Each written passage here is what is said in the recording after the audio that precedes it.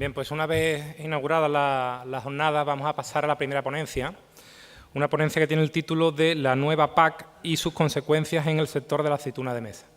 Para ello, pues tenemos aquí la visión de las dos administraciones que tienen una mayor participación en la política agraria común. Tenemos desde el punto de vista del Ministerio a don Fernando Miranda Sotillo, que es director general de Producciones y Mercados Agrarios del Ministerio de Agricultura, Alimentación y Medio Ambiente.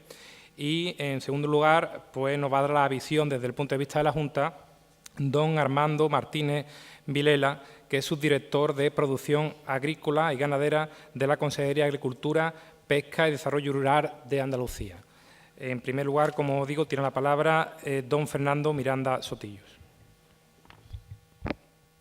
Buenos días a todos y en primer lugar, gracias por la invitación a este foro, que la verdad es que todo lo que apunta en el programa parece muy interesante, con lo cual yo creo que cuando concluya, todos los que participan en él se van a llevar un diagnóstico muy claro de la situación de un sector tan particular como el de la aceituna de mesa, porque los que estamos acostumbrados a hablar del sector, muchas veces, hombre, lógicamente tiene también su importancia, pero le dedicamos mucho tiempo al aceite de oliva y la aceituna de mesa a veces se nos pasa un poquito desapercibida. Y cuando uno viene a sitios como este, como Araal, pues se da cuenta que la aceituna de mesa tiene personalidad propia y, por tanto, la tenemos que considerar de una manera más singularizada de lo que quizá habitualmente lo hacemos. Y yo creo que hoy es una muestra de ello. Así lo ha visto la consejera cuando ha hablado del Plan Estratégico del Olivar Andaluz. Nosotros también desde el Ministerio le queremos dar un tratamiento también diferenciado al análisis del sector de la aceituna de mesa, lógicamente dentro del tratamiento del sector del aceite de oliva en general, pero dándole un tratamiento diferenciado para ver la problemática y para poder ver un poco a lo largo del día de hoy. Para ponernos un poquito en contexto, y aunque se han citado muchas cifras, no sé si aquí ya funciona, vamos a ver unas pocas cifras de lo que es la aceituna de mesa. Tenemos aproximadamente 145.000 hectáreas de olivar dedicado a aceituna de mesa, de las cuales, por órdenes de magnitud, unas 77.000 son de lo que podríamos llamar de aceituna de mesa y 67.200 son de aceituna de doble actitud. El 43% lo tenemos en regadío, mientras que en el resto del olivar es el 28%. Eso ya nos da una idea indicativa del nivel de avance de este subsector.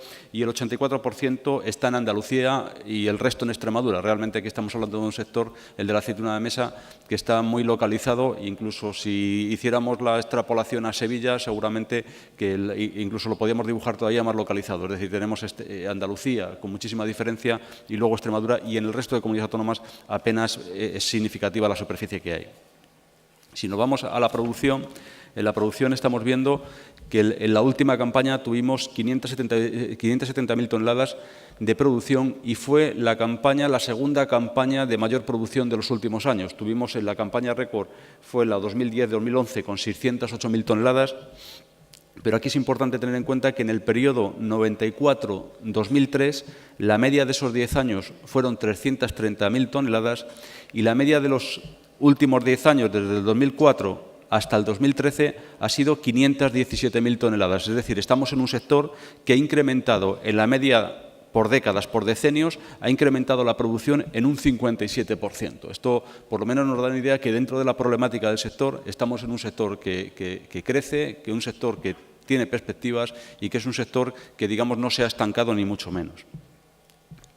Siguiendo con estas cifras, aquí tenemos la evolución del comercio exterior. Nuestras importaciones pues, prácticamente están muy estabilizadas, no son muy significativas. Las exportaciones sí que siguen aumentando. Esto lo que nos permite es tener un sector con una dimensión económica, es decir, con una facturación aproximadamente de 270 millones de euros, pero también es cierto que, aunque es un sector muy rico desde el punto de vista de la producción, las exportaciones, también es un sector que cuenta con 400 entamadoras en España y 239 envasadoras. Es decir, es un sector que también, desde el punto de vista de la elaboración, está muy atomizado. Esto es algo que también tendremos que echarle un vistazo cuando hablemos un poquito de las oportunidades del sector y de hacia dónde puede ir. En cuanto a las exportaciones, siguiendo un poquito más desglosando las cifras, en las exportaciones vemos que de lo que exporta España, aproximadamente el 48% es Unión Europea. Nuestros principales destinos los veis ahí. Prácticamente Italia es el 12% y el resto se lo reparten los demás. Y luego, fuera de la Unión Europea, tenemos un gran mercado que es Estados Unidos y estamos exportando fuera de la Unión Europea el 52%. Esto es muy importante porque somos un país, España, en donde exportamos mucho en materia agroalimentaria, pero generalmente solemos exportar mucho dentro de la Unión Europea. Nuestras exportaciones nuestras exportaciones agroalimentarias, aproximadamente el 80% siempre caen dentro de la Unión Europea, mientras que en este sector, fijaros que estamos con un 52% fuera de la Unión Europea. Eso quiere decir que somos capaces, tenemos un producto de calidad, tenemos un producto muy apreciado, muy ligado a la dieta mediterránea y que puede llegar a los mercados internacionales porque tiene un grado de aceptación muy alto. Es decir, tenemos una potencialidad de penetración muy alta en los mercados internacionales. Esto hay que verlo como una ventaja, esto hay que verlo pues, como una potencialidad del sector. Ya por último, para acabar con las cifras, tenemos dentro de la producción española, representa el 73% de la producción comunitaria y el 22% de la producción mundial. Ahí ves un poquito cuáles son los principales países productores, pero en definitiva nosotros estamos muy lejos de los segundos. Es decir, si miráis, por ejemplo, Egipto o Turquía, que serían nuestros principales, los que están más cerca de nosotros, están con el 16% de lo que es la producción mundial. Entonces, luego también hablaremos que los mercados internacionales es algo que también tenemos que cuidar un poquito para el sector de la aceituna de mesa. Voy a hacer como el tiempo que tengo es breve, voy a hacer un breve repaso de lo que es la reforma de la PAC y voy a intentar, digamos, enlazar aquellos puntos de la reforma de la PAC que tienen que ver con el sector de la aceituna de mesa, para que veamos un poquito por qué hay decisiones que se han tomado y qué repercusión o qué relación pueden tener con el sector de la aceituna de mesa. Un poquito en relación con la reforma de la PAC, y para no extenderme demasiado, hemos tenido una reforma de la PAC muy larga. Es decir, probablemente esta sea la reforma de la PAC más larga que hayamos conocido nunca. Empezamos prácticamente a trabajar sobre esta reforma hace 4 años, que es cuando se presentó el primer papel de la Comisión, y hemos tenido una reforma de la PAC, pues para los que estamos muy metidos en este mundo, demasiado larga. ¿Por qué tan larga? Pues porque es la primera vez que en la reforma de la PAC interviene el Parlamento Europeo. Hasta ahora, con que nos pusiéramos de acuerdo los Estados miembros, pues era suficiente, que ya es fácil, que ya es difícil, porque ya somos 28 Estados miembros. La última reforma de la PAC, la que se hizo en el año 2004, éramos 15 Estados miembros. Esta última reforma ya hemos sido 28, y además el Parlamento Europeo. Eso ha hecho que todo vaya mucho más despacio, que todo sea mucho más complejo, es decir, la intersección de intereses es muchísimo más complicada. Y luego, pues bueno, cuando todo eso termina, en paralelo con una negociación presupuestaria en la que lo que hemos conseguido es mantener los importes económicos asignados a España, tiene viene lo que llamo yo el proceso de toma de decisiones interno a nivel nacional, donde además somos 17 comunidades autónomas, las organizaciones agrarias, el Gobierno central, con lo cual es un proceso de toma de decisiones complicado, que a nuestros efectos acabó en enero de este año. Es cuando hay el último acuerdo de la conferencia sectorial, que es donde están el ministro de Agricultura, que era entonces, ahora es ministra, y los consejeros de las comunidades autónomas, y ahí es donde se acuerdan se toman los últimos acuerdos a nivel político que permiten el desarrollo de la reforma de la PAC. Durante este primer semestre del año hemos estado, lo que son las administraciones central y autonómica y también las organizaciones agrarias, viendo cómo ponemos la letra pequeña a esos acuerdos políticos que tuvieron lugar en enero, y aproximadamente a mitad de julio dejamos ya escritos los borradores de Real Decreto que se sometieron al trámite formal de consultas.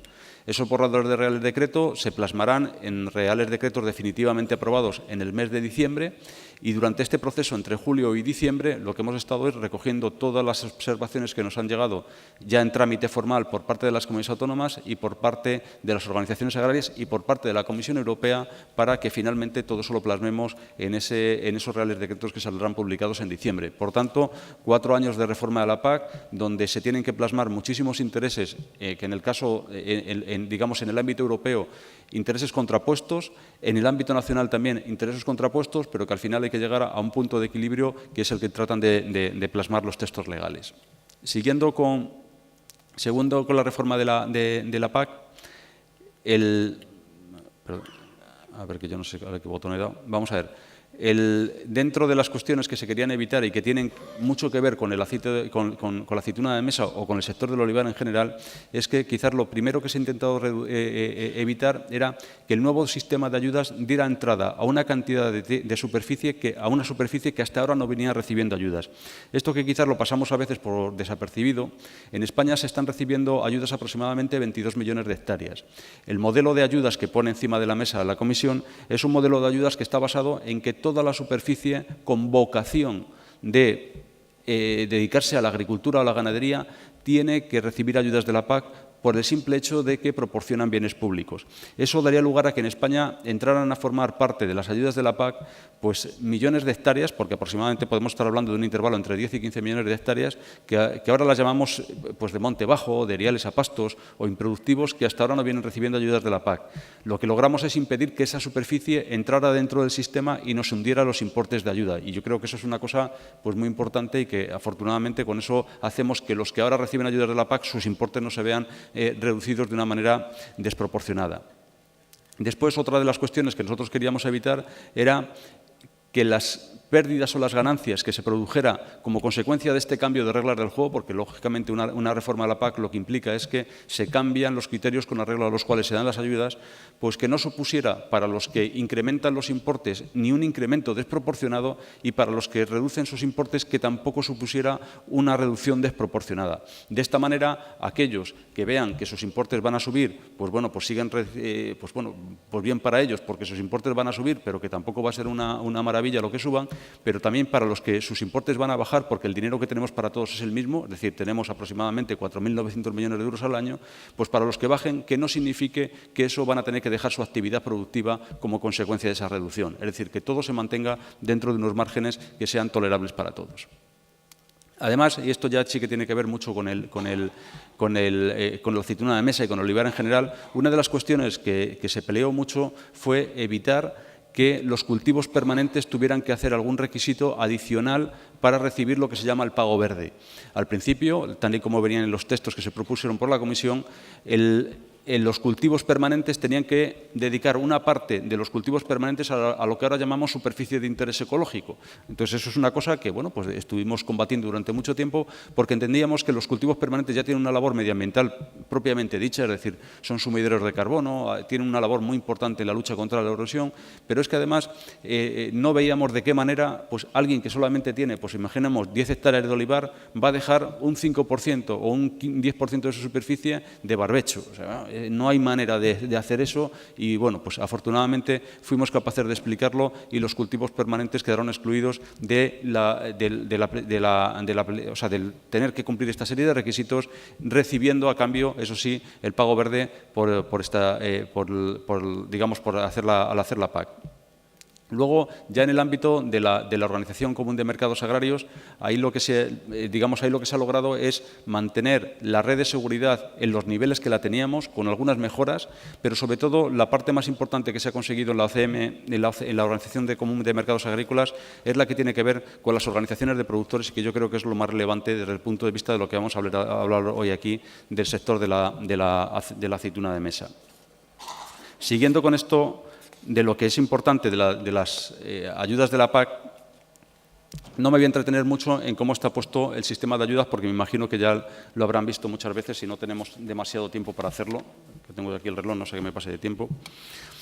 Pero básicamente lo que tenemos es, en comparación con el sistema actual, en el sistema actual tenemos un pago único y un sistema de ayudas acopladas. En el sistema futuro lo que vamos a tener es el equivalente al pago único, va a ser la suma del pago básico más el greening.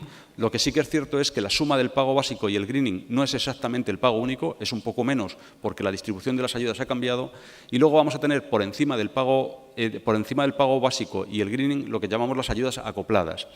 En conjunto, eso es lo que forman las nuevas ayudas de la PAC. Las ayudas acopladas ahora van a pesar más de lo que pesaban hasta ahora. En términos porcentuales, las ayudas acopladas venían suponiendo un 8% ahora y ahora vamos a pasar aproximadamente a un 12% de ayudas acopladas y además vamos a tener un capítulo que es un 2%, que es un máximo, para jóvenes agricultores. De manera que si tuviéramos que ver cómo se van a repartir las ayudas en el próximo periodo, aproximadamente el 86% va a estar desvinculado de la producción, que van a ser la suma del pago básico y el pago verde, y luego el 14% restante, el 2% va a ser lo que podemos gastar para jóvenes agricultores, el complemento en jóvenes agricultores, y el 12% para ayudas acopladas. Voy a ir un poquito deprisa y voy a centrarme, digamos, en los principales epígrafes de lo que es la reforma de la PAC y qué interés tienen pues, para un sector como el que estamos viendo aquí, como es el que es la aceituna de mesa. El primero tiene que ver con lo que es la figura del agricultor activo. Aquí lo que hemos querido es que a pesar de que ha habido un debate muy fuerte a nivel comunitario sobre la figura del agricultor activo, en realidad los textos comunitarios no ayudan demasiado. Es decir, lo que nos permiten es flexibilidad al Estado miembro para que adopte las decisiones que él crea oportunas, pero en realidad no define una figura de agricultor activo. Lo que define es lo que no es agricultor activo, pero no entra a ver qué es agricultor activo. Ahí hemos hecho un ejercicio de compromiso a nivel de la conferencia sectorial muy fuerte para definir una figura del agricultor activo que suponga que detrás de cada agricultor que declara una PAC haya una mínima actividad económica. Es decir, lo que queríamos evitar era que el único ingreso agrario que tuviera un agricultor fuera el de la PAC, porque no tiene mucho sentido. Es decir, eso tiene que haber una economía detrás de eso. Entonces, de ahí viene el criterio que se ha adoptado de que al menos el 20% de los ingresos agrarios que tiene un agricultor vengan de la venta de sus productos, en el sentido más amplio, pero de la venta de sus productos, de manera que no nos encontremos con esos casos tan frecuentes de que, pues que hay alguien que recibe la PAC y no tiene ningún otro ingreso agrario aparte de los ingresos de la PAC. Lógicamente, eso era una cuestión que queríamos quitar porque, lógicamente, distorsionaba mucho el sistema. Hay que tener en cuenta que este concepto solo se lo aplicamos a los que cobren más de 1.250 euros al año, con lo cual los que cobren menos, ahí les aplicamos ese criterio, con lo cual ahí, digamos, vamos a tener más flexibilidad, también flexibilidad teniendo en cuenta que son agricultores o beneficiarios que reciben menos importe de ayuda y que, por tanto, el nivel de exigencia tiene que ser menor. Junto con el criterio de agricultor activo está todo lo que tiene que ver con la actividad agraria. Además de exigir que haya una mínima actividad económica para el agricultor activo, lo que queríamos exigir es que eso se plasmara en actividad sobre el territorio. Es decir, hay que darse cuenta que este reglamento permite recibir ayudas tanto si se produce como si no se produce. Es decir, pero en el caso de que no se produzca, se tienen que mantener las buenas condiciones agrícolas y medioambientales de las superficies. Eso, digamos, ¿cómo se explica en España? Dice, pues bueno, pues puede haber un año, claro, en un cultivo permanente es muy difícil, por ejemplo, en la aceituna de mesa. En un cultivo herbáceo, pues puede significar que hay un año que el precio sea tan horroroso que decida, pues no cultivar, que tampoco es muy frecuente. Pero en los cultivos permanentes, todos los años podo, todos los años recojo. Es decir, es muy difícil que se dé una circunstancia tan mala como para que yo no haga nada en un año. Entonces, pues bueno, pues imagínense que sea un año que sea la situación tan horrorosa que decido no cosechar y, por tanto, lo único que he hecho son labores de mantenimiento. Eso es el mantenimiento y por eso también se tienen que pagar ayudas. Pero sí que es cierto que el mantenimiento tiene que ser real y tiene que ser un mantenimiento que no sea abandono. Es decir, lo que pretendemos un poco aquí es luchar contra el abandono de superficies o, de otra manera, que superficies abandonadas no reciban ayudas. Básicamente, eso es lo que se persigue con esta definición de actividad agraria. Y fundamentalmente en pastos es donde pretendemos, además, que no se dé esa circunstancia que se ha venido dando durante muchos años en el que beneficiarios que declaran superficie de pastos y no tienen ganado y no hacen nada sobre esa superficie de pastos, que no puedan seguir recibiendo ayuda. Voy a ir un poquito más deprisa. Los criterios para recibir el pago básico, pues bueno, una de las razones por las cuales exigimos que los beneficiarios que puedan recibir pago básico en el año 2015 hayan recibido ayudas en el año 2013 es precisamente para limitar la superficie que pueda entrar dentro del sistema, para limitarlo a esas 21, 22, 23 millones de hectáreas que son las que vienen declarando ayudas. El que quiera entrar en el sistema de nuevas tiene dos opciones, o por la Reserva Nacional, si es joven, o a través de la compra de derechos, que es como se venía haciendo ahora. En el caso de los jóvenes, y así ya doy la explicación de los jóvenes porque esto es importante, en el caso de los jóvenes lo importante no es el complemento de ayuda que recibe durante 5 años, que eso está bien. Lo importante es que se le van a dar derechos gratuitos de la Reserva Nacional, con lo cual va a poder cobrar el pago básico y el pago verde y además luego se le va a dar un complemento durante 5 años. Yo creo que eso es muy importante. Y luego yo creo que también es importante que si además, junto con ese sistema que le damos los derechos gratuitos de la Reserva Nacional, y le damos el complemento de 5 años, somos capaces, las administraciones autonómicas en este caso, de conectarlo con el sistema de incorporación de agricultores jóvenes a través del segundo pilar, yo creo que habremos conseguido un motor muy bueno para incorporar agricultores jóvenes a la actividad agraria, cuando precisamente, pues yo creo que eso es un estímulo muy bueno que es el que necesita el sector o muchos sectores para garantizar su futuro.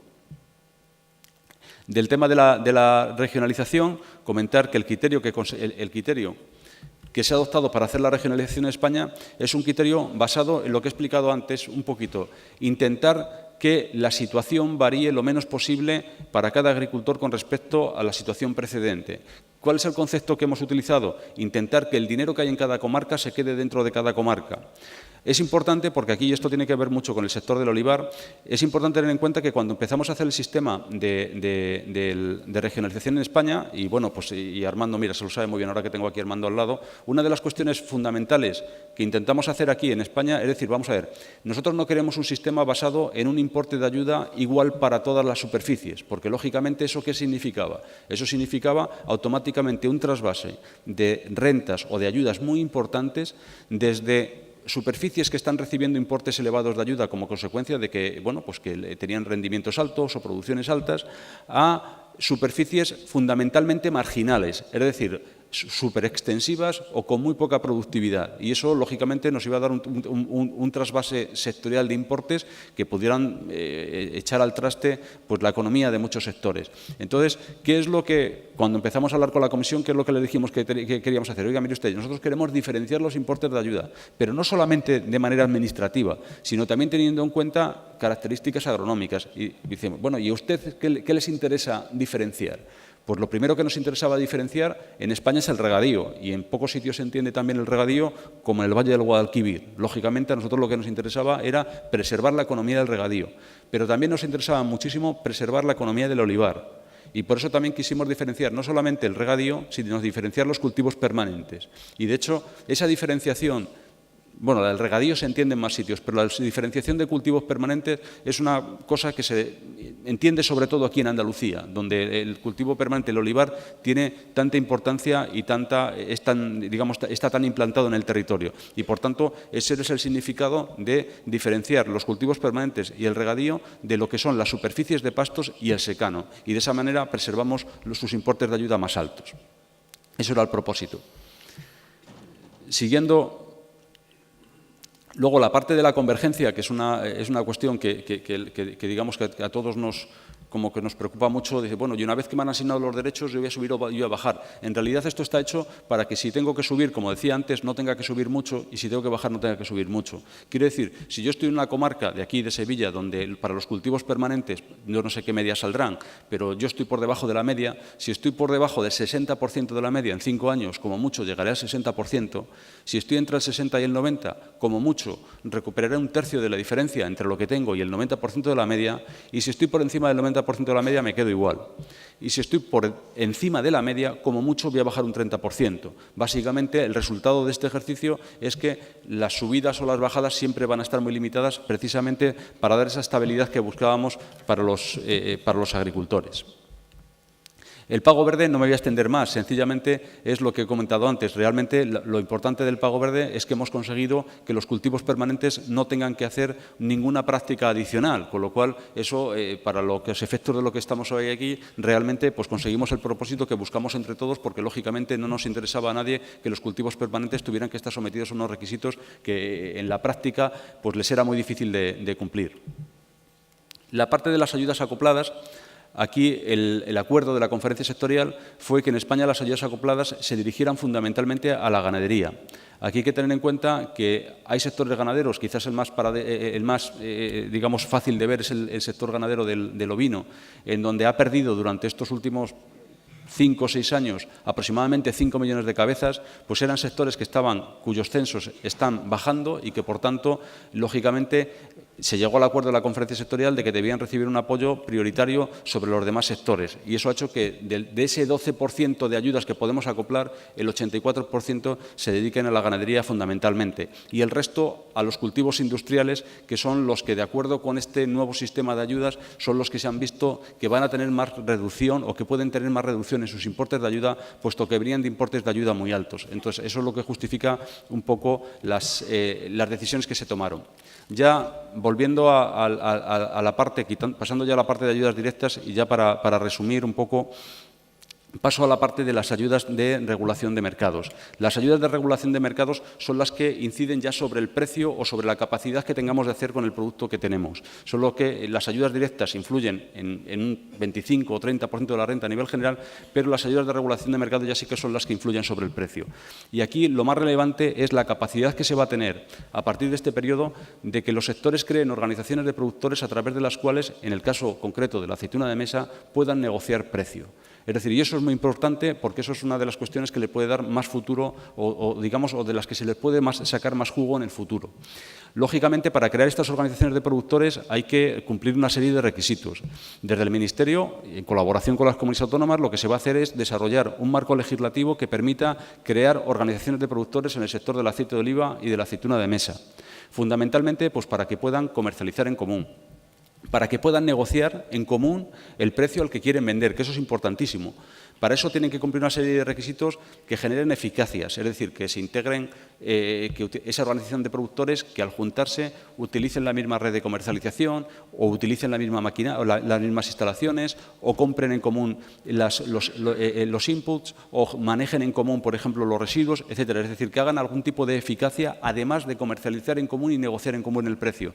Yo creo que eso es una de las cuestiones más importantes que vamos a tener en los próximos años y que más puede ayudar a un sector como este, como es el de la aceituna de mesa. Luego también, y yo creo que es importante, todo el sistema relacionado con lo que es la contractualización, o sea, lo que es la ley de integración de la cadena. Yo creo que eso va a dar un impulso bueno a todos los sectores, pero en particular también a este, porque va a garantizar que la venta del producto esté sujeta a contrato y que además se logre el pago en plazo de 30 días. Entonces, yo creo que eso estamos empezando ahora. Ahora los primeros sectores que se están incorporando a la ley de la cadena, pues el vino, estábamos el otro día hablando con el sector del vino, el sector de la leche, la fruta y hortalizas. Yo creo que todo esto va a empezar a formar parte de nuestra cultura habitual y ya va a suponer, yo creo que un impulso para que los sectores tengan una mayor seguridad, por ejemplo, en el precio y en el plazo de pago, que yo creo que son dos cuestiones importantes que también redundarán en beneficio del sector de la aceituna de mesa. Y ahora ya solamente, para terminar, quisiera hacer una especie de breve diagnóstico de este sector y de breve cita de las oportunidades que puede tener. En cuanto a la parte del diagnóstico o de las dificultades que puede tener, hay una, que no sé si llamar una dificultad, que tiene que ver con el nivel de producción que estamos alcanzando. Es decir, estamos alcanzando unos niveles de producción elevados que nos suponen un reto en la comercialización. Estábamos hablando de 500 y pico mil toneladas que hemos producido en este año pasado, y la consejera hablaba ahora de extrapolando la producción andaluza, pues de un poquito menos que el año pasado, pero que aún así es buena cosecha. Teniendo en cuenta que tenemos unos stocks de enlace de la campaña pasada de 300 y pico mil toneladas, pues lógicamente tenemos un reto de comercialización de esas cantidades que tenemos que ver cómo lo hacemos. Afortunadamente somos una potencia exportadora, pero son cosas que hay que canalizar. Es decir, estamos en un contexto de producciones incrementales. Es decir, de que vamos incrementando las producciones y en un contexto también de precios bajos. Es decir, salvo las de doble actitud que pueden tener ahora este año, como la campaña del aceite, pues parece ser que va a ser de buenos precios, a lo mejor eso alivia un poquito la circunstancia en la aceituna de mesa, pero sí que es cierto que venimos atravesando una situación de precios bajos en las últimas campañas, en donde incluso con los costes de recolección, pues en algunos casos podemos estar por debajo de coste, con lo cual eso pues crea también otra de las dificultades que tenemos que ver para este sector. En el mercado internacional tenemos cada vez más países competidores. Es decir, tenemos eso que veíamos antes de Turquía o de Egipto. Efectivamente, nos tenemos que seguir posicionando y fortaleciendo nuestras posiciones en los mercados exteriores. Aquí estamos en las negociaciones del acuerdo TTIP con Estados Unidos, estamos intentando que se metan dentro de las negociaciones lo que llamamos los marketing orders, que son los controles que ponen sobre nuestras exportaciones de aceitunas a Estados Unidos, de manera que los controles que se nos hagan sean proporcionados. Es decir, que no se nos hagan controles, que no se nos apliquen barreras comerciales con el pretexto de controles sanitarios. Es decir, eso estamos ahí luchando con ellos para que efectivamente nuestros productos puedan entrar en su mercado, porque es uno de los mercados mejores para nosotros, pero para que se eliminen esas barreras comerciales. También estamos intentando que en el Comité Oleícola Internacional se sienten no solamente los países productores, sino también los países consumidores. Aquí estamos sobre todo pensando en Canadá, en Japón, en Estados Unidos, para que estos países consumidores acepten las reglas que se ponen entre todos en el Comité Oleícola Internacional y tengamos más capacidad de darles a conocer nuestros productos, de poner, digamos, también de decir algo más nosotros sobre las condiciones de exportación y, por tanto, tener más capacidad de exportación. En definitiva, esos son un poquito el diagnóstico de la problemática que vemos, así dicho muy rápido. Y luego, ya para terminar un poquito, las oportunidades de este sector. Yo creo que se han dicho ya aquí en la parte inaugural, pero bueno, voy a hacer un breve recordatorio.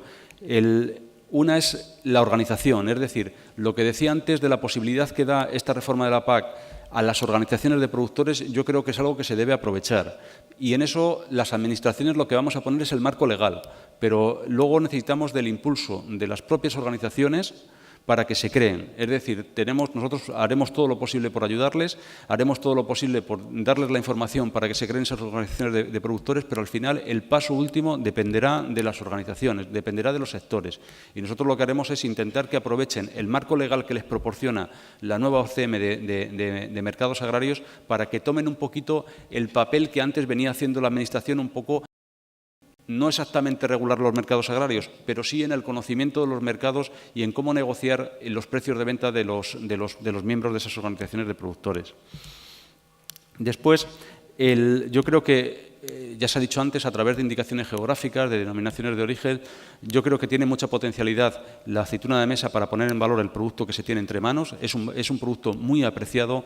Todo el tema de mejora de la calidad, de la mejora de la apreciación, de las indicaciones geográficas, de las denominaciones de calidad, yo creo que es un campo muy amplio para explorar y que nos puede traer muchas ventajas en el futuro y que, desde luego, es una de las cosas en las que más hay que trabajar.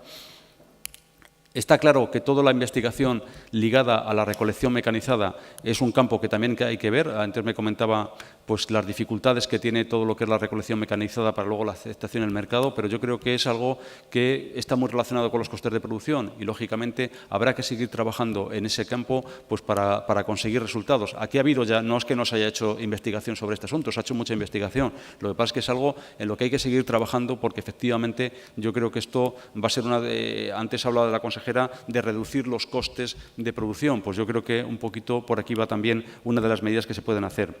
Luego, lógicamente, es posible que también haya que hacer por lo menos, o a lo mejor espero que a lo largo de las jornadas que habrá hoy, pues se hable un poco de la necesidad de reconversión varietal, es decir, que vayamos hacia variedades que a lo mejor tengan mejor recolección o variedades que tengan más calidad, etcétera, que yo creo que también ahí se puede hacer un trabajo importante. Y por último, y yo creo que esto se está haciendo ya, pero es algo en lo que hay que insistir y que desde luego es lo que va a marcar, junto con el tema de la organización y el tema de la calidad, el futuro del sector, es la promoción. Es decir, tenemos que hacer mucho trabajo en promoción, tenemos que hacer mucho trabajo para que el consumidor lleguemos a más consumidores, tanto en el mercado interno como en los mercados internacionales. Yo creo que ya ha habido iniciativas de eso, pero eso nos puede ayudar mucho más para abrir nuestros sectores que cualquier otra medida de que podamos hablar. Entonces, yo creo que ahí tenemos que seguir haciendo esfuerzos. Yo creo que en todas estas cosas se están haciendo ya cosas, pero no hay que dejar de hacerlas y yo creo que hay que llegar incluso un poquito más lejos. Muchas gracias.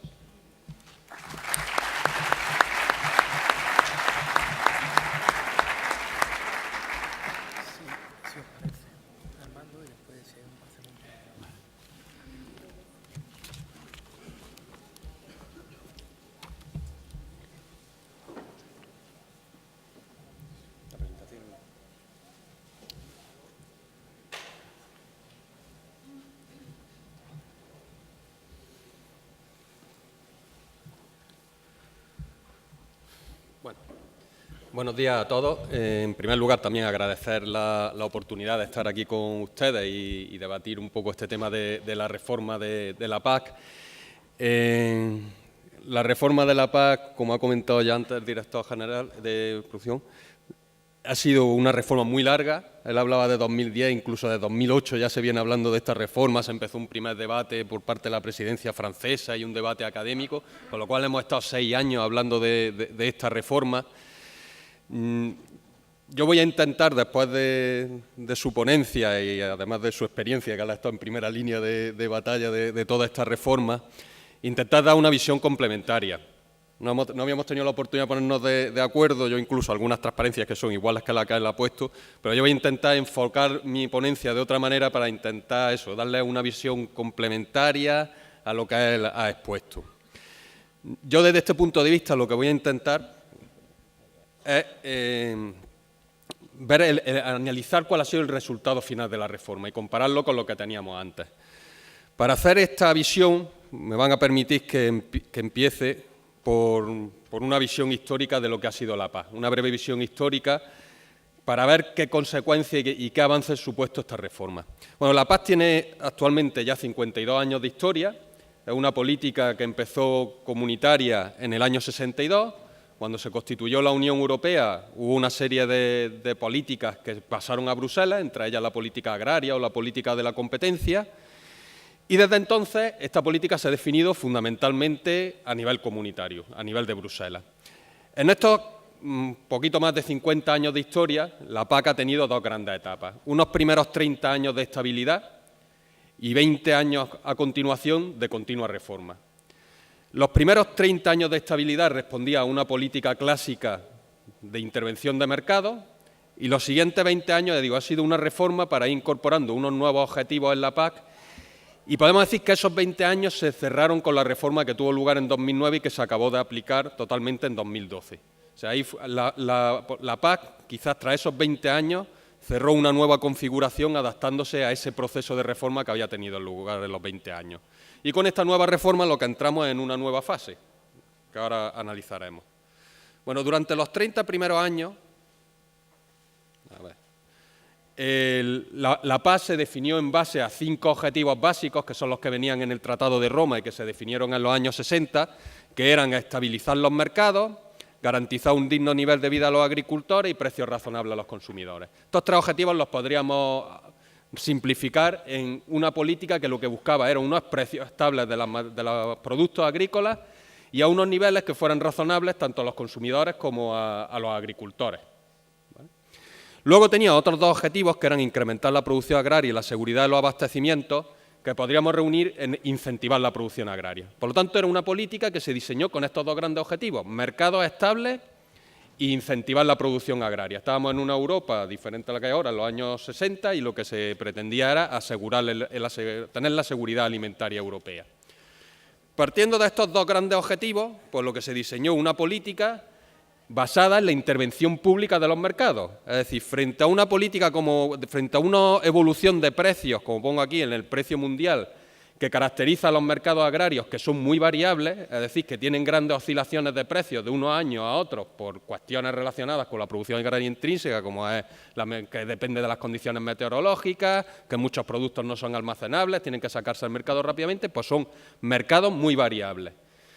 Con esos mercados muy variables, la política agraria clásica lo que ha intentado es disminuir esa variabilidad, de tal manera que no se alcanzaran ni precios muy bajos para los agricultores ni precios muy altos para los consumidores.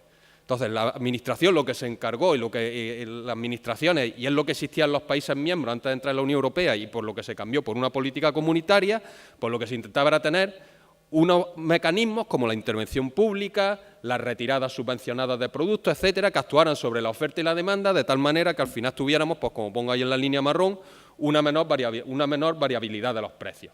¿Vale? Bueno, esto que se conseguía a través de una serie de instrumentos, como he dicho antes, ayuda a la retirada, ayuda al almacenamiento privado, intervención pública directa, es decir, la propia administración compra y vende los productos. Estos mecanismos lo que sí exigían de una manera clara es tener nuestro mercado aislado al resto del mundo. Es decir, si nosotros queremos tener aquí un precio más alto que el del resto del mundo, lógicamente tenemos que tener unos aranceles fuertes, porque si no el resto del mundo nos vendería a nosotros. Es decir, tenemos que tener un mercado aislado para poder actuar con estos mecanismos.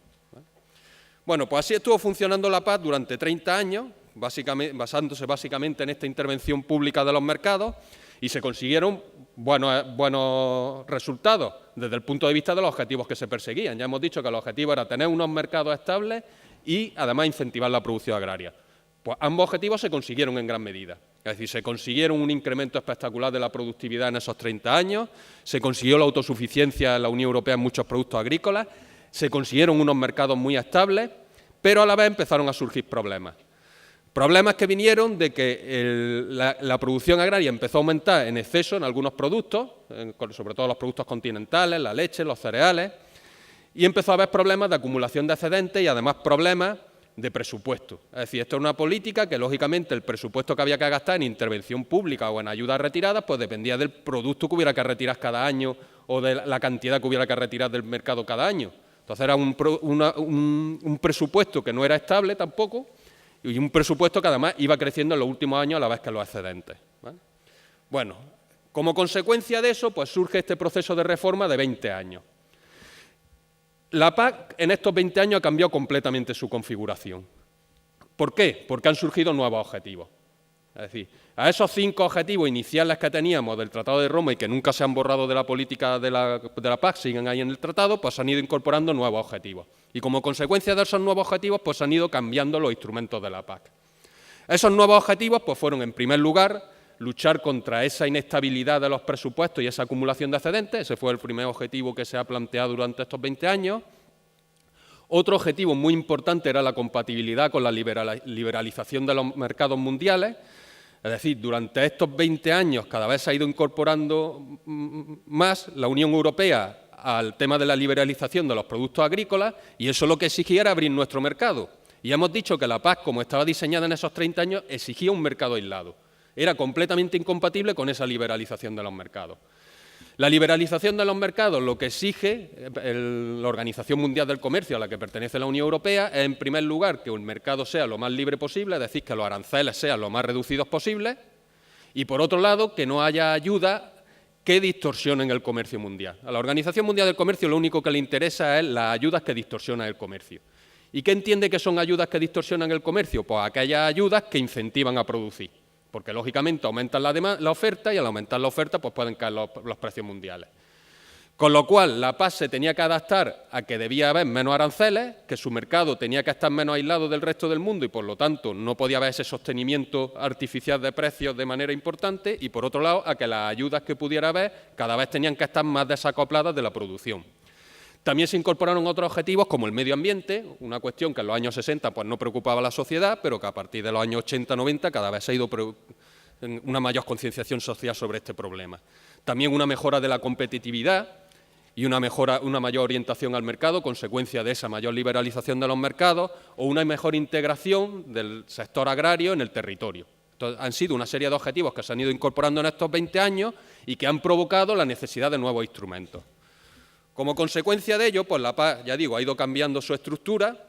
Fundamentalmente, el proceso de reforma que ha seguido ha sido en 2 pasos. Un primero fue la reducción de esos mecanismos artificiales de sostenimiento de los precios, que daban lugar a precios artificiales o a precios institucionales, pero a la vez se quería que la renta de los agricultores no se viera afectada. Entonces, lo que se hizo fue ir sustituyendo ese sostenimiento de precios por unas ayudas directas. Ayudas directas que al principio eran acopladas, eran por su hectárea de cultivo o por cabeza de ganado y que luego posteriormente, en un esfuerzo más de que las ayudas estuvieran desacopladas de la producción, pasaron a ser el pago único por explotación. Pago único que, como ya sabemos, pues se da independientemente del tipo de producción que tengamos e incluso de si producimos o no. Una cuestión importante es que todo este proceso de reforma, de los 20 años, ya digo, que se ha intentado de manera que la renta de los agricultores no se viera afectada. Como les pongo aquí, partimos de una PAC, en la que ven a su izquierda, en el que el principal método para sostener la renta de los agricultores era ese sostenimiento artificial de los precios, de manera que el precio de ventas era el ingreso real de mercado más una suma artificial que teníamos por esa intervención pública. Ese precio han ido disminuyendo, pero se iban sustituyendo por ayudas primero acopladas y luego por un pago único que se calculó en función de la mochila de cada agricultor. De tal manera que una cosa que ha caracterizado a la PAC hasta esta reforma es que el reparto de ayuda o de sostenimiento de los precios entre sectores, territorios y agricultores se ha mantenido bastante estable. Es decir, no había grandes transferencias de ayuda entre diferentes comarcas o diferentes sectores y tampoco entre los agricultores. Más o menos cada agricultor ha ido manteniendo su nivel de renta. Eso sí, es verdad que desde el año 92 no se han actualizado los precios y las ayudas con la inflación, con lo cual ha habido un efecto ahí encubierto de ir perdiendo renta. Pero vemos que así se diseñó estas reformas de la PAC. A ver. Con esto, pues tenemos en este gráfico, se muestra claramente cuál ha sido esta evolución. Partimos de una PAC en la que casi todo el presupuesto se destinaba a lo que pongo aquí en azul, que eran medidas de mercado. A lo largo de los años 90 empieza a aparecer ya el color burdeo, que son las ayudas directas. Y por último vemos un color amarillo, que es lo que se llama política de desarrollo rural o política estructural, es decir, política a largo plazo, que es donde está la política medioambiental, la política de modernización de explotaciones, regadío. Pues vemos cómo la PAC ha cambiado completamente su configuración, de tal manera que aquello que antes se destinaba el 95% del presupuesto a intervención pública de los mercados, pues ahora se destina un 2 o un 3%. Las ayudas directas que no existían actualmente son el principal capítulo de la PAC y el desarrollo rural pues ha ido aumentando su importancia, hasta suponer actualmente ya más de un 20% del presupuesto de la PAC. Pero vemos que ha cambiado completamente los instrumentos de la PAC.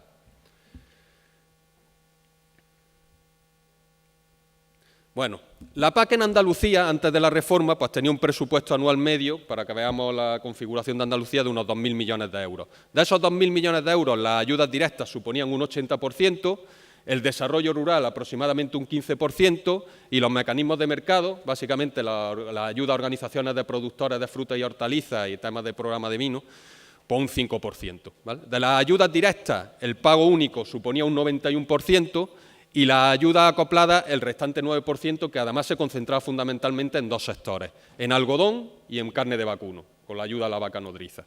¿Vale? Bueno, Andalucía se caracterizaba de cara a esta reforma porque tiene un nivel muy importante de ayudas directas.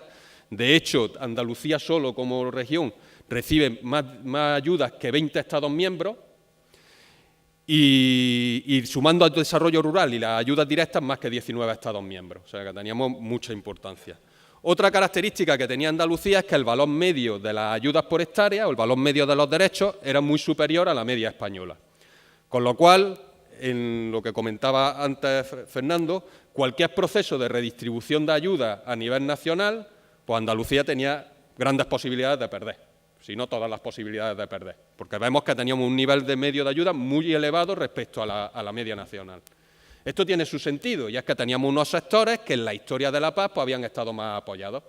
¿Vale? ¿Y por qué estaban más apoyados? Pues por sus niveles productivos, etcétera, con lo cual tenía su justificación, y por eso además a nivel español pues, se tomó la decisión entre el Ministerio y Comunidad Autónoma de intentar mantener este mapa porque tenía su razón de ser. ¿Vale? Bueno, hablando, por ejemplo, en el caso de la aceituna de mesa, vemos que la media de derechos es 439 euros en Andalucía.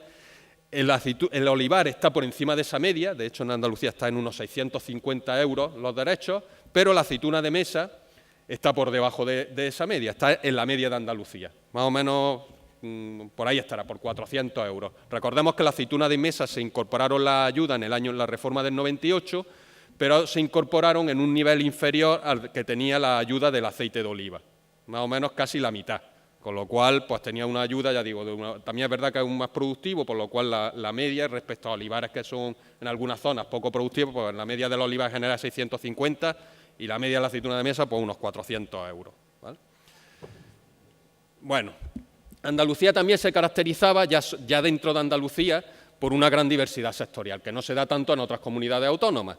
Aquí tenemos, este es el dinero, por ejemplo, que se integraba en pago único, pues teníamos del olivar con 800 millones de euros, de los cuales unos 35-40 provienen de la aceituna de mesa, de esos 800, en herbáceos extensivos 382, algodón, ovino caprino, tenemos aquí todas las producciones. Entonces, cualquier, ya digo, redistribución de ayudas podía afectar en gran medida tanto al reparto sectorial como al reparto territorial de las ayudas. Bueno, con este punto de partida, pues llegamos a la reforma. La reforma, lo primero que nos tendríamos que plantear es si era necesaria. Ya digo, voy a dar ese enfoque un poco diferente al que ha dado Fernando. En primer lugar, ¿era necesaria una reforma? Bueno, ya hemos dicho que la PAC se diseñó con un objetivo originario y con una serie de objetivos que se han ido incorporando posterior. ¿Vale? ¿Cumplía la PAC estos objetivos los antiguos y los nuevos? Bueno, pues vemos que ya era una política muy compatible con la Organización Mundial del Comercio, los aranceles han disminuido drásticamente, las ayudas ya son casi todas desacopladas, hemos visto que en Andalucía un 91% ya es pago único, ya no depende de las decisiones de producción, o sea que es una política ya muy compatible, de hecho, mucho más de lo que es el acuerdo actual que rige la Organización Mundial del Comercio, que es desde el año 94, porque todavía no se ha conseguido renovar. Ese acuerdo del año 94 permitía un nivel de ayuda acoplada mucho mayor que el que tiene actualmente la Unión Europea. O sea, la Unión Europea ha ido mucho más allá de las exigencias del acuerdo que hay actualmente de la Organización Mundial del Comercio. Es una ayuda prácticamente desacoplada de la producción, con lo cual podemos decir que hay mucha mayor orientación al mercado, ya no influye que el girasol tenga más ayudas que el trigo a la hora de ver que produzco, porque es que ya tienen la misma ayuda, independiente de que ponga uno u otro cultivo. Es un presupuesto totalmente estable, porque la ayuda principal, pago único, está basada en derechos, con lo cual no hay posibilidad de que se ceda ese presupuesto porque no hay nuevos derechos que se concedan. La desaparición de los excedentes claras, prácticamente a día de hoy ya es que no hay excedentes, no hay nada almacenado en intervención pública ni con ayuda al almacenamiento privado de la Unión Europea, prácticamente nada. Hay un mayor apoyo a la agricultura sostenible a través de las agroambientales, de la condicionalidad, etcétera, y hay una mejor integración en el territorio. Ahora bien, ¿qué pasa con los objetivos originales de la PAC? Bueno, pues aquí la propia Comisión Europea, cuando empezó su análisis, pues empezó a ver que los objetivos originales de la PAC, que recordemos que eran unos precios estables, razonables al agricultor, razonables a los consumidores y esa incentivación de la producción agraria, pues precisamente eso era lo que no estaba cumpliendo la PAC. O sea, la PAC nueva, la del 2013, después de ese proceso de reforma, cumplía todos los nuevos objetivos que se habían establecido para esa reforma. Sin embargo, los mercados eran mucho más inestables. Aquí pueden ver ustedes el precio del mercado europeo en rojo de los cereales. Pues bueno, antes del proceso de reforma iniciado en el año 92 eran precios muy estables, los mismos años tras año. ¿Qué ha pasado conforme se ha ido desmontando todo ese sistema de intervención pública? Pues que los mercados agrarios han vuelto a ser lo que se sabe desde el siglo XIX, que son muy variables. Y hemos empezado a ver oscilaciones de precio tremendas. Y estos son gráficos de la propia Comisión. También se veía que la renta de los agricultores era prácticamente el 50 o el 60% de la renta que tienen el resto de sectores económicos europeos. Y estos son datos a nivel europeo. Es decir, los agricultores tenían una renta mucho menor que el resto de la sociedad, con lo cual ese garantizar los precios razonables era bastante discutible. También a esto, otro dato que utilizaba la Comisión era que el porcentaje de agricultores mayores de 55 años a nivel europeo es altísimo, lo cual es derivado de esa escasa renta que tiene respecto al resto de la sociedad.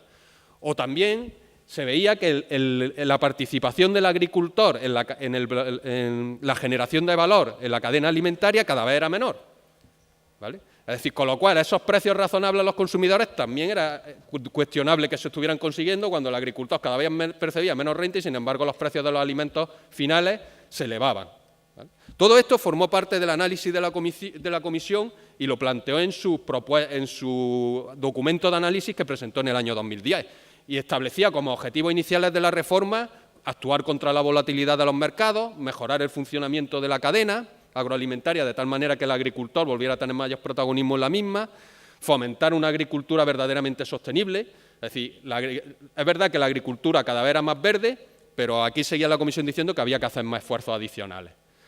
Fomentar la innovación, una cuestión que se ve que en unos mercados cada vez más globalizados y en un mundo cada vez más que va más rápido es necesario y es esencial la innovación. Es decir, hay que estar continuamente innovando, continuamente buscando nuevos productos, nuevos mercados y había que fomentar esto. Y por último planteaba una reforma del sistema de ayudas directas, en el sentido que hemos ido hablando. Bueno, cuando nosotros vimos estos documentos, y aquí coincidíamos tanto a nivel nacional como con casi todas las comunidades autónomas, pues dijimos que era una reforma que en principio nos gustaba, era lo que nosotros creíamos que realmente era el problema que estaba teniendo la agricultura europea.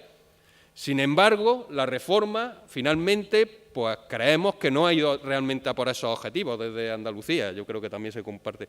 Es decir, apenas se ha tocado los mecanismos de mercado y el desarrollo rural. O sea, la reforma no ha afectado de forma profunda a estas políticas y casi todo se ha concentrado en las ayudas directas. Y precisamente donde las partes de la PAC que más pueden hacer por mejorar el funcionamiento de la cadena, por actuar contra la volatilidad de los mercados, fomentar la innovación, pues son esas partes, la de desarrollo rural y política de precios, ¿vale? Bueno, en cuanto a mecanismos de gestión de mercados, hay que decir que en este largo proceso de reforma de 6 años, en la que además ha participado por primera vez el Parlamento Europeo, pues hubo momentos en los que, ya digo, hemos partido de que en el 92 se gastaban 40.000 millones de euros en política de intervención de los mercados y actualmente en 2013 es que no se gastan ni 50 millones de euros de real política de mercado, en restitución a la exportación, en intervención, y prácticamente ha desaparecido. Hubo momentos, y ha habido Estados miembros como España, que han apostado más por intentar de alguna manera regular más los mercados agrarios, ¿vale? Y sobre todo el Parlamento Europeo también hizo propuestas más avanzadas en ese sentido. Hay una serie de Estados miembros y también tenemos ese corsé de la Organización Mundial del Comercio, Pues que lo que ha hecho es que esta reforma no plantee una vuelta atrás. Está claro, y además eso parece que es incuestionable incluso para 2020 y demás, que volver a una intervención pública de los mercados va a ser muy complicado. Aquí, bueno, cualquiera sabe, porque de pronto empiezan crisis rusas, ¿no? Cualquiera sabe, pero a día de hoy lo más claro es que es muy difícil volver a esa intervención pública. Pero se planteaba como alternativa pues, que el sector pueda organizarse mejor privadamente. Es decir, que el sector agrario pueda de alguna manera tener excepciones a la política de la competencia, que también es una política europea, y pueda organizarse porque es un sector que por sus propias características tiene un mayor nivel de disgregación de la oferta frente a un sector distribuidor o un sector industrial, sobre todo el sector distribuidor, porque está más concentrado. Entonces, darle herramientas. En eso el Parlamento Europeo y algunos Estados miembros, entre ellos España, pues apostaron porque se avanzara más. Finalmente, y a nuestro juicio de Andalucía, se ha avanzado poco. Es verdad que se ha avanzado, y ha dicho algunas novedades el director en relación con el tema de negociación colectiva de precios, que aquí desgraciadamente no se metió la aceituna de mesa, aunque sí se metió el aceite de oliva, el tema de contratos, el tema de más potenciación de las organizaciones profesionales y de las organizaciones interprofesionales, es decir, algo se ha avanzado. Y además España está apostando, desde el Ministerio y desde Andalucía apostamos por que esas posibilidades se desarrollen lo más posible en España y se está haciendo ese trabajo, ¿vale? Es decir, ya que no se pueda volver a esa intervención pública, da por lo menos al sector los instrumentos para que pueda organizarse y tratar de coger más poder en la cadena y estabilizar los mercados, ¿vale?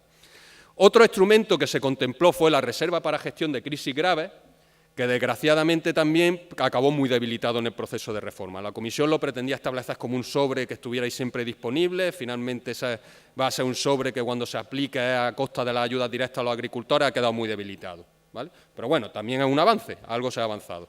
Es decir, algo hemos avanzado, pero mucho menos de lo que se podía, sobre todo cuando se establecieron como principales objetivos de la reforma temas de estabilización de los mercados.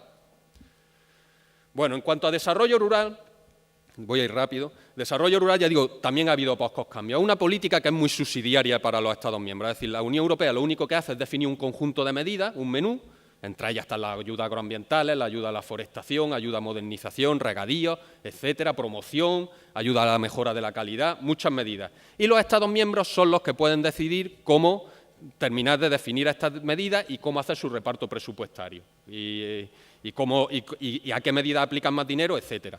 En el periodo 2007-2013 funcionábamos solo con programas regionales y en este nuevo periodo, en el que España ha aumentado algo su presupuesto, 238 millones de euros, pues ese extra se va a destinar a un programa nacional que sobre todo está enfocado a temas de integración cooperativa y proyectos de interés nacional, ¿vale?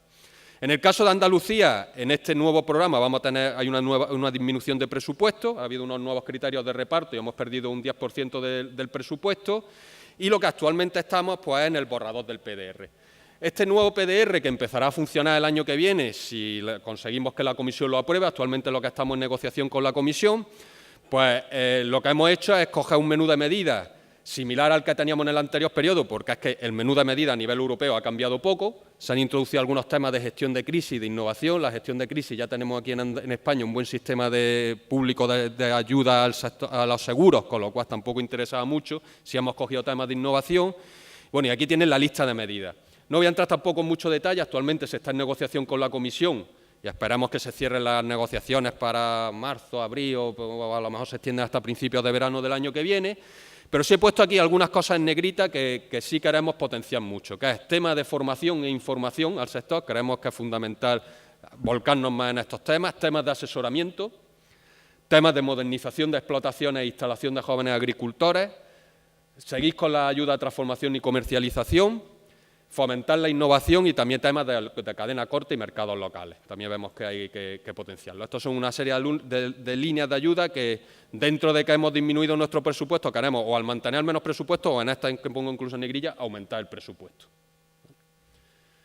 Bueno, en cuanto al nuevo modelo de ayudas directas, ya he explicado mucho antes directos, con lo cual tampoco voy a entrar, pero bueno, hay que decir que la reforma estableció 3 objetivos claros, que eran que había que dirigir las ayudas directas a los agricultores que tuvieran verdadera actividad, y ese es el objetivo, es decir, hemos visto que la ayuda en ese desacoplamiento de la producción que venía derivado de la Organización Mundial del Comercio, al final se están dando ayudas que es que se dan incluso sin producir.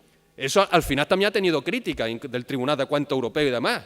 de que había lo que ellos llamaban agricultores de sofá que estaban pudiendo cobrar las ayudas sin hacer apenas actividad agraria. Bueno, pues aquí se ha querido avanzar más en ese sentido. Es decir, vamos a intentar otra vez dirigir más la ayuda a los agricultores que verdaderamente hacen actividad. En segundo lugar, se plantea una reorientación de la ayuda hacia sus verdaderos objetivos. Y en tercer lugar, hablaba la Comisión de que había que hacer una redistribución más equitativa de las ayudas. Con estos objetivos pues, se planteó un cambio muy sustancial de las ayudas. Y que además, por primera vez en la historia de la PAC, de esos 20 años de reforma, podía conducir a un profundo cambio en el mapa de ayudas directas, tanto entre agricultores como entre sectores como entre territorios, que ha sido la gran amenaza que ha tenido esta reforma desde el punto de vista de las ayudas directas que llegan a los agricultores, que por primera vez existía ese gran riesgo.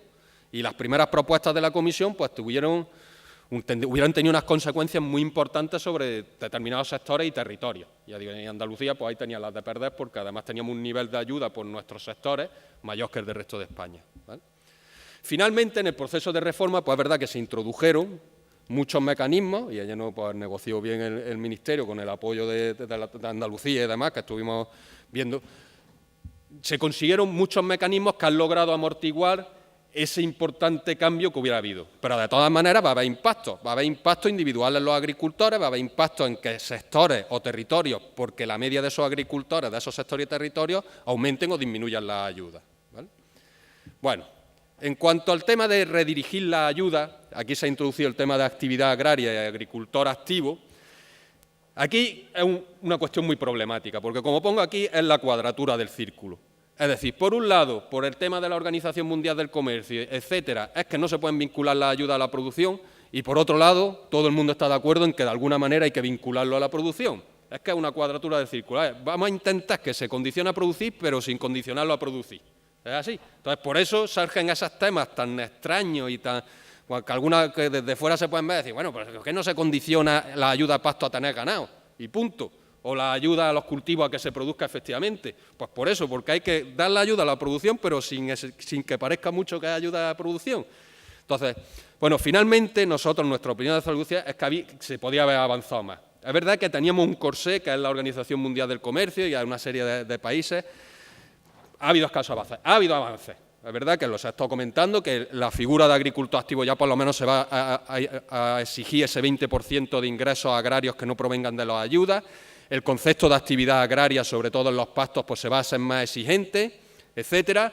Pero bueno, nosotros creemos que en global los avances no han sido lo que podían haber sido, ya digo, y sobre todo por el corsé europeo, ¿no? Pero que creemos que aquí pues ha sido... se va a seguir, que en realidad todo esto de agricultor activo y demás, pues al final no va a tener mucha trascendencia, ¿vale? Quizás la de actividad agraria sí creemos que suponga más avance más que lo de agricultor activo.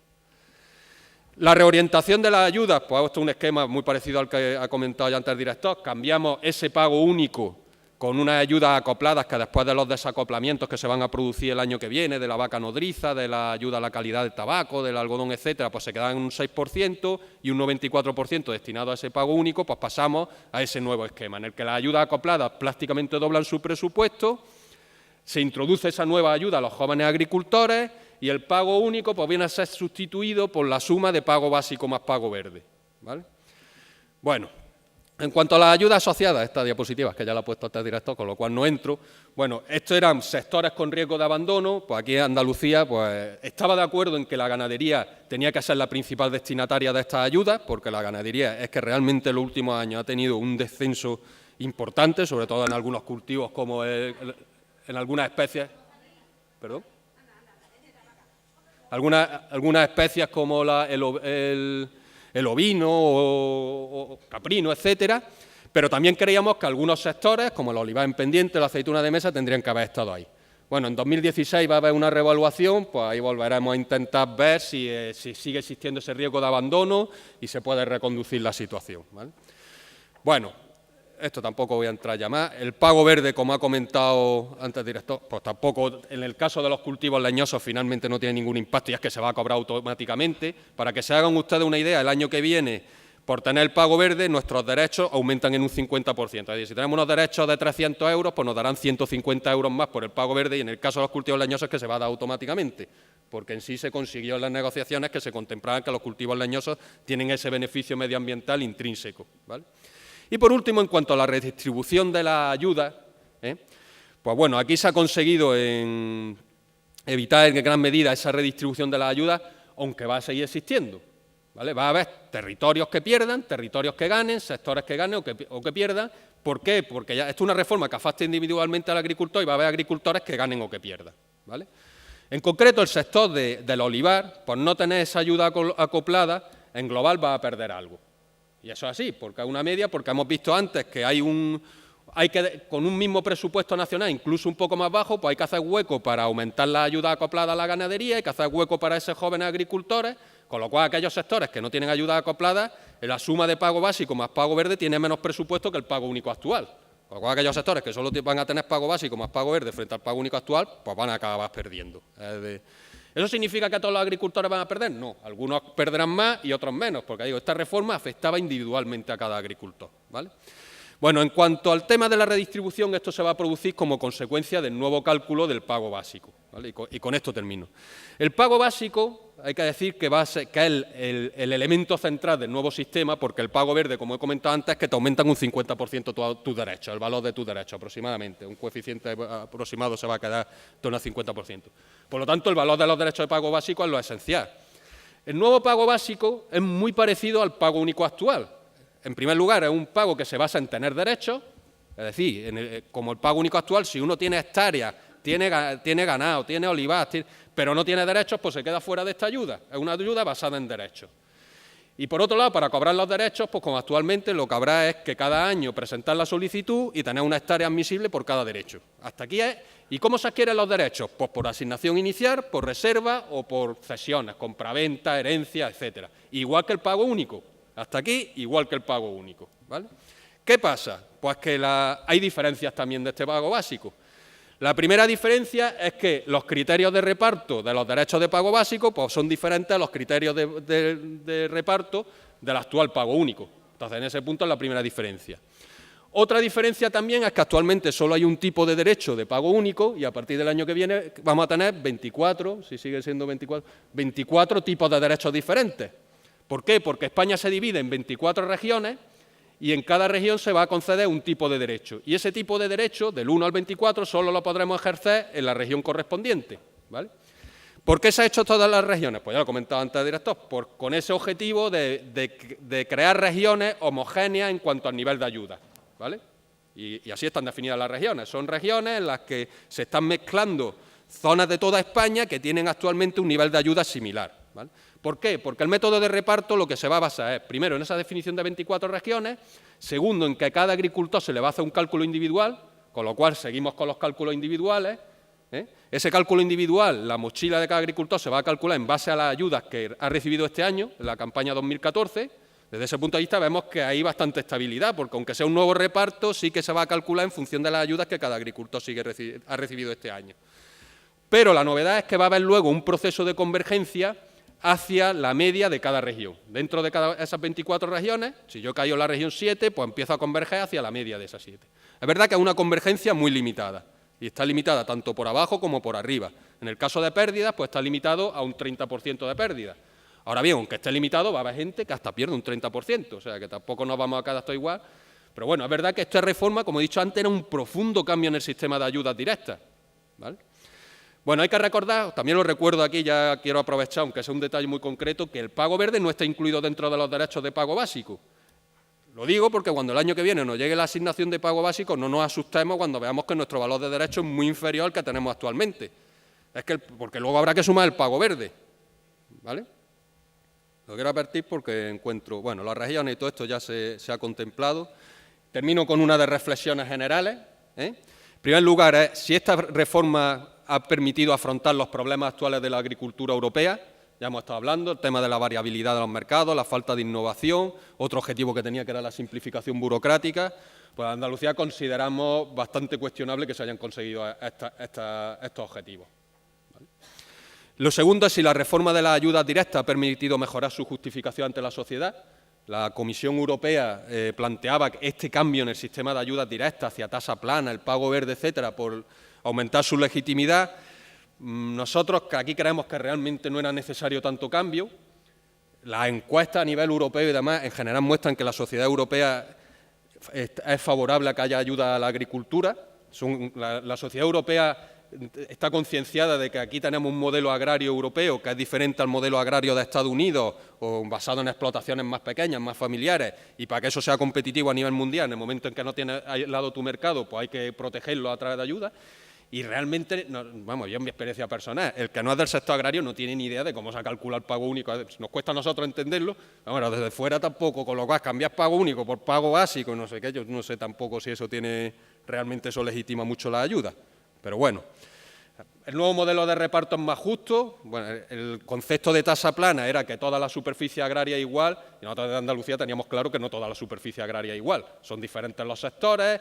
En Alemania pues no hay secano y regadío, que aquí sí lo hay. En Alemania no hay cultivos permanentes, o en Finlandia o en esto. Allí tienen unos sectores agrarios mucho más uniformes, aquí es mucho más diverso, y las ayudas tienen que adaptarse a esa diversidad. Además, los propios sectores se han ido adaptando en el tiempo en función de las ayudas que tenían, con lo cual cualquier cambio de ayuda era una reestructuración tremenda, ¿vale? Y por último, acabas diciendo lo que he comentado antes. El modelo de ayudas directas de España pues, ha permitido amortiguar en gran medida los impactos que hubiera tenido, aunque va a seguir viviendo impactos. Y como digo, esta es una reforma que afectará de forma diferente a cada agricultor. Habrá agricultores vecinos que el año que viene vean que aumentan sus ayudas, empiezan a aumentar sus ayudas directas, y otros que pierden. Y habrá sectores en global que habrán por esta reforma perdido, aunque con pérdidas limitadas, y territorios que también lo tendrán, ¿vale? Pues nada, pues muchas gracias por su atención. Espero que hayan sido complementarias algo las exposiciones. Bien, andamos algo atrasado de tiempo, entonces si hay alguna pregunta concreta para los ponentes, tenemos ahora la oportunidad.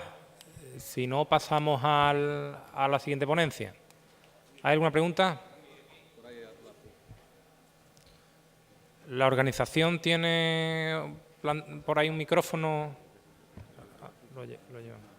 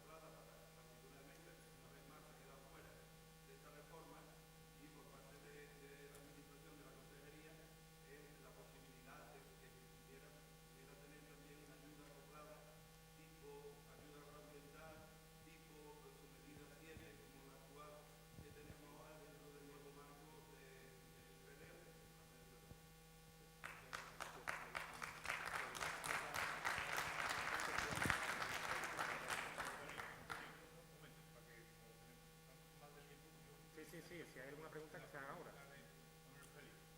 Ahora mismo, con la ayuda que tenemos, y además yo soy responsable de toda la factura, no solamente la materia rural, ¿por qué con esta PAC estamos discriminando la aceituna fantástica y rural? Porque sabemos que otra variedad como la de blanca tiene el doble de subvención que nosotros. Y estamos distorsionando el mercado. Créeme que aquí se corrige esto conscientemente. ¿Alguna otra pregunta? Vale, pues terminan los ponentes.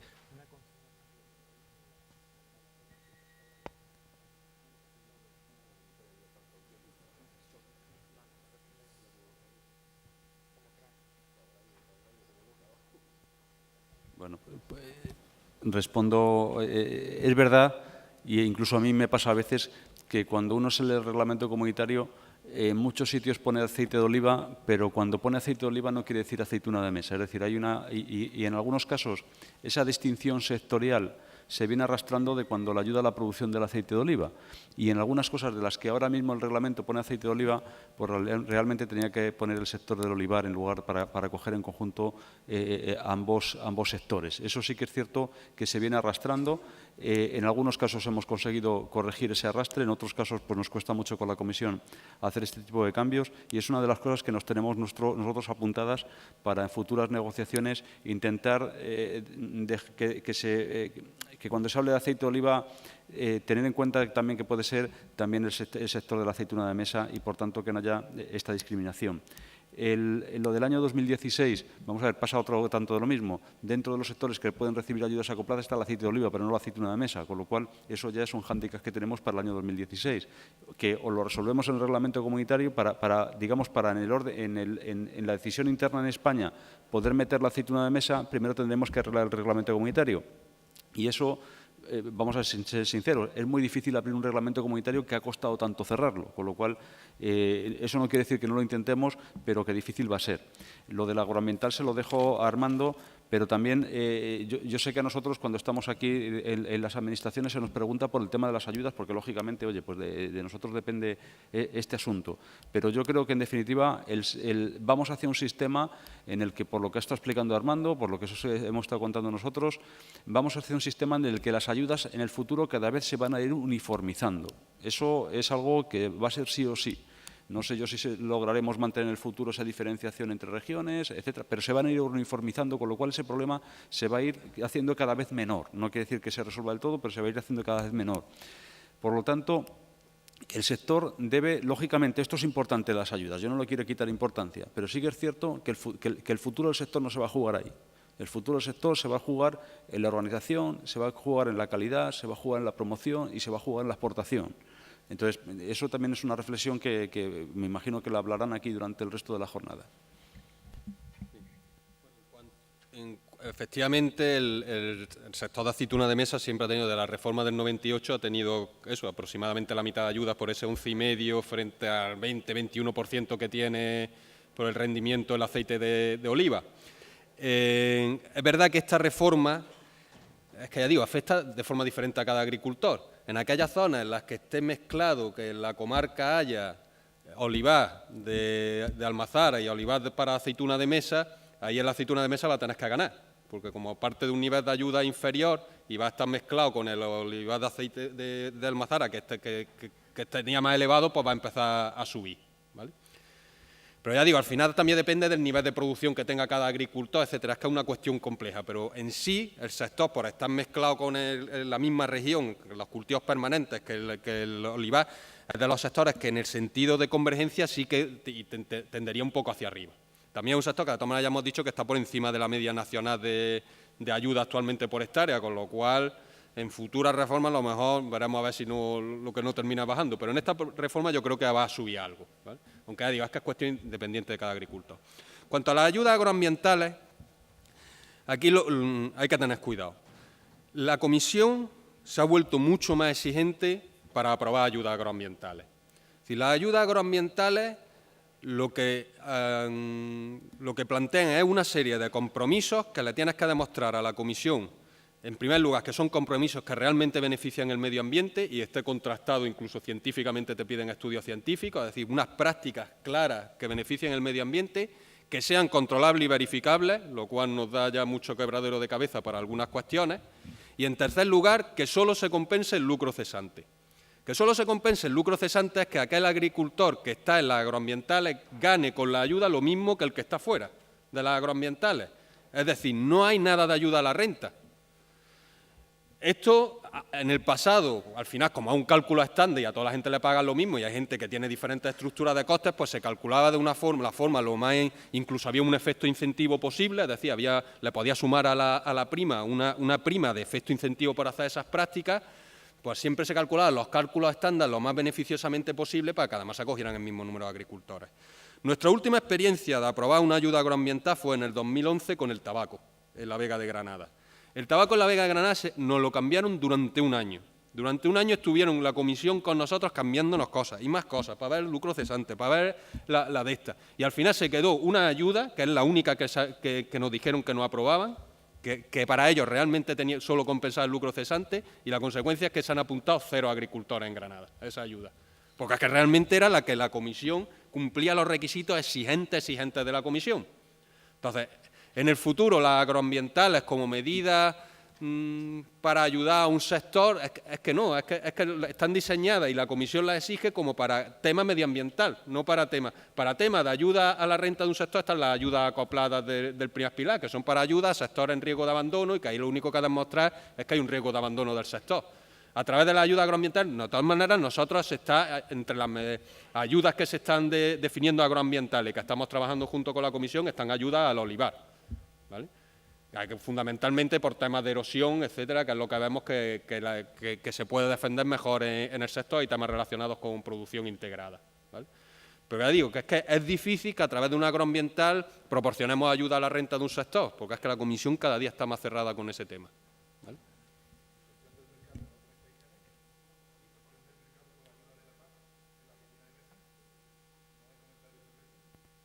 Vamos a ver. El tema de la distorsión del mercado se puede aplicar no solo a la aceituna de mesa, sino a otros sectores. Entonces, lo que sí que es cierto es que vamos a hacer un sistema más homogéneo. Es decir, lo que no podemos, muchas veces tenemos que decir lo que no podemos hacer para explicar lo que hemos hecho. Es decir, lo que no podemos hacer es diferenciar el cultivo permanente en el pago básico, diferenciar un cultivo permanente de aceituna de mesa de otro de aceituna de molino. De la misma manera que no hemos podido diferenciar el olivar del fruto seco, o sea, no lo podemos diferenciar. Eso es el máximo grado de diferenciación al que nos han permitido llegar. Dentro de eso, lo que podemos hacer, y que de hecho eso sucederá, es que los importes de ayuda en cultivos permanentes tenderán a igualarse, con lo cual tenderá a disminuir la diferencia entre el molino y el olivar. O sea, entre molino y lo que es aceituna de mesa. Entonces, ese proceso de momento ya está escrito hasta el año 2020. Luego, cuando empecemos a hablar dentro de 3 años, porque esto llegará, o dentro de 4 años, del nuevo proceso, pues a lo mejor habrá que decir, oiga, pues a lo mejor tenemos que hacer una convergencia más acelerada, pero ya veremos a quién le interesa eso y a quién no le interesa. Ahora lo que hemos hecho es un proceso de convergencia muy lento, muy pausado, precisamente pues para que nadie, el que está o dice que está mal, pues no le va a mejorar mucho la situación, y el que está bien tampoco le va a empeorar mucho la situación. Entonces, lo que pretendíamos básicamente es dar estabilidad al sistema en su conjunto. Eso es lo que se ha pretendido hacer. Vale, el tema de Andalucía, bueno, ya ha dicho el Ministerio, vamos a estar apostando, ya lo he comentado antes, porque en 2016 tengamos una ayuda acoplada a la aceituna de mesa, que vamos a estar intentando. Si es necesario reformar el reglamento, pues estaremos detrás de intentar ya se propuso incluso en la propuesta de reforma cambiarlo en su día, pero no se pudo, pues habrá que seguir insistiendo, porque no tiene sentido tampoco que se haya quedado fuera en una ayuda acoplada. Y que quede claro que lo vamos a apoyar, o sea, que en ese sentido vamos a trabajar. Bueno, damos por finalizada esta ponencia. Damos las gracias a Fernando y Armando por estar aquí en esta jornada, y pasamos a una mesa redonda con el título Las nuevas tecnologías y sus desafíos en la aceituna de mesa.